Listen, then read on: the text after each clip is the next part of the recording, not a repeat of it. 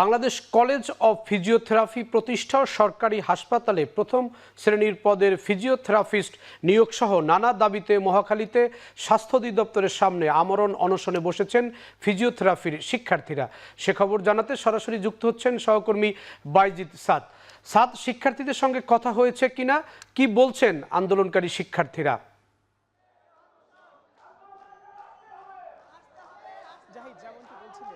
বাংলাদেশ সম্মিলিত ফিজিওথেরাপি যে শিক্ষার্থীরা রয়েছে তারা মূলত এখানে সকাল থেকেই অনশনে বসেছে। তারা তাদের সাথে আমাদের কিছুক্ষণ আগেই কথা হয়েছে। তারা যেমনটি বলছে তারা দুটো দাবি নিয়ে এখানে মূলত অনশনে বসেছে। আমরা আসার পরে দেখেছি দুজন শিক্ষার্থী কিন্তু অসুস্থ হয়ে পড়েছেন। আমরা যদি একটু দেখাতে চাই, মূলত ফিজিওথেরাপি পেশার সকল ধরনের বৈষম্য নিরসনের দাবিতে তারা আজকে এখানে অনশনে বসেছে। স্বাস্থ্য অধিদপ্তরের যে মূল ফটকটি রয়েছে, যেই সিঁড়িটি রয়েছে, সেখানে কিন্তু তারা এখানে অনশনে বসেছে। আমরা আসার পরে দেখেছি দুজন শিক্ষার্থী কিন্তু অসুস্থ হয়ে পড়েছেন। মূলত তাদের দুটো দাবি রয়েছে, সেটি হলো বাংলাদেশ কলেজ অফ ফিজিওথেরাপি দ্রুত বাস্তবায়ন এবং সকল সরকারি হাসপাতালে প্রথম শ্রেণী পদে নিয়োগ। এই দুটি দাবিতে কিন্তু তারা এখানে অনশনে বসেছে। তাদের সাথে আমরা কথা বলেছিলাম। তারা যেমনটি বলছে যে এই বাংলাদেশ কলেজ অফ ফিজিওথেরাপি, যেটি 2009 সালেই কিন্তু ভিত্তিপ্রস্তর স্থাপন করা হয় মহাখালীতে, কিন্তু দীর্ঘ 15 বছর কেটে গেলেও কিন্তু এখনও সেটির কোনো বাস্তবায়ন তারা দেখতে পায়নি। সেটি বাস্তবায়নের জন্যই কিন্তু তারা আজকে এই দাবি তুলেছে। মূলত তাদের সেই যে জায়গাটি এই কলেজটি স্থাপনের জন্য রাখা হয়েছিল, সেখানে বস্তি স্থাপন করা হয়েছে। বস্তির লোকজন সেখানে বসবাস করে। সেখানে তারা যেমনটি বলছেন যে রাষ্ট্রপতি ইতিমধ্যে স্বাক্ষর করেছেন যাতে করে তাদেরকে ওখান থেকে উৎখাত করে দেওয়া হয় এবং সেখানে তাদের এই কলেজটি যাতে বাস্তবায়ন করা হয়, সেটি যেমনটি তারা বলছেন। তার পাশাপাশি তারা বলছেন যে বাংলাদেশে এখন পর্যন্ত সরকারি হাসপাতালে কিন্তু ফিজিওথেরাপিস্ট নিয়োগ করা হয়নি।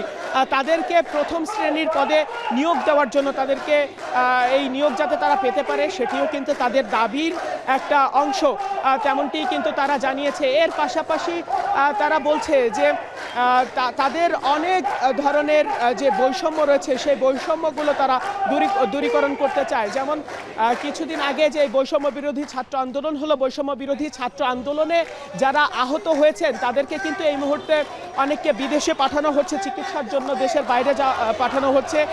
সেই ট্রিটমেন্ট যেটি আছে, সেই চিকিৎসা যেটি আছে, সেটি কিন্তু বাংলাদেশেই সম্ভব এবং এই যারা শিক্ষার্থী রয়েছেন তারা বলছেন যে তারাই কিন্তু এই চিকিৎসাটি করতে পারেন বা বাংলাদেশে এই চিকিৎসাটি সম্ভব হওয়া সত্ত্বেও তাদের এই বৈষম্য বিরোধী ছাত্র আন্দোলনে যারা আহত হয়েছেন বিভিন্নভাবে তাদেরকে কিন্তু বিদেশে পাঠানো হচ্ছে। তারা বলছেন যে এই চিকিৎসা তারা দেশেই দিতে পারেন যদি তাদেরকে আরও সুযোগ সুবিধা দেওয়া হয়, তাদের এই সুযোগ যাতে আরও উন্নত করা হয়, তাদের যেসব যন্ত্রপাতি দরকার বা যেগুলো দরকার প্রয়োজনীয়, সেগুলো যদি তাদেরকে সরবরাহ করা হয় ঠিকঠাকভাবে সরকারিভাবে, তাহলে কিন্তু তারা এই চিকিৎসাটা দেশে বসেই দিতে পারেন, তেমনটি তারা যেমনটি বলছেন।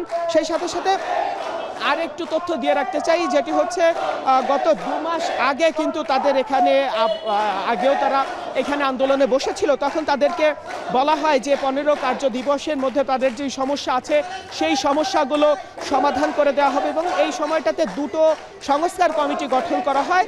কমিটি দুটো, একটা হচ্ছে স্বাস্থ্য শিক্ষা এবং অন্যটি স্বাস্থ্যসেবা বিষয়ক। এই দুটো যেই সংশ্লিষ্ট দপ্তর রয়েছে, সেই দপ্তরের যারা কর্মকর্তারা রয়েছেন তারা কিন্তু তাদের আশ্বস্ত করেছিলেন এবং তাদের সাথে বেশ কিছুদিন তারা বসেছেন যাতে করে তাদের এই দাবি দাওয়া নিয়ে তারা বসতে পারেন এবং দাবি দাওয়া পূরণ হন।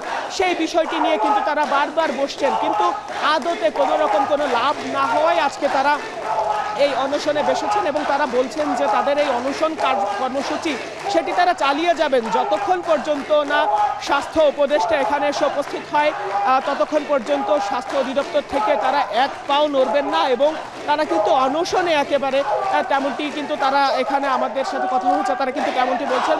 তারা বিভিন্ন ধরনের স্লোগান দিচ্ছেন, তারা স্লোগানের মাধ্যমে বোঝাতে চাচ্ছেন যাতে করে তাদেরকে তাদের যে দাবি দেওয়া সেটি মেনে নেওয়া হয় এবং মেনে নিতে যেন স্বাস্থ্য উপদেষ্টা তিনি যাতে এখানে উপস্থিত হন এবং উপস্থিত হয়ে তাদের যে দাবি রয়েছে সেগুলো যাতে শোনেন, তারা তাদের শোষণ বঞ্চনার যে ইতিহাস সেটি যেন তারা শোনেন, তাদের এই যে কলেজ দীর্ঘ 15 বছরেও প্রতিষ্ঠা না হওয়া এবং তাদের বারবার আশ্বাস দিয়েও তাদের দাবি দেওয়াগুলো পূরণ না করা, এই বিষয়গুলো কিন্তু তারা ফুটিয়ে তুলবেন বা তারা এগুলো উপস্থাপন করবেন স্বাস্থ্য উপদেষ্টার কাছে, তেমনটি কিন্তু তারা প্রত্যাশা করছেন এবং এই দুটো দাবি নিয়ে মূলত তারা এখানে অনশনে বসেছেন।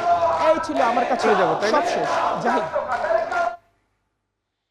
মহাখালী থেকে ফিজিওথেরাপি শিক্ষার্থীদের আন্দোলনের পরিস্থিতি জানাচ্ছিলেন সহকর্মী বাইজিদ সাদ।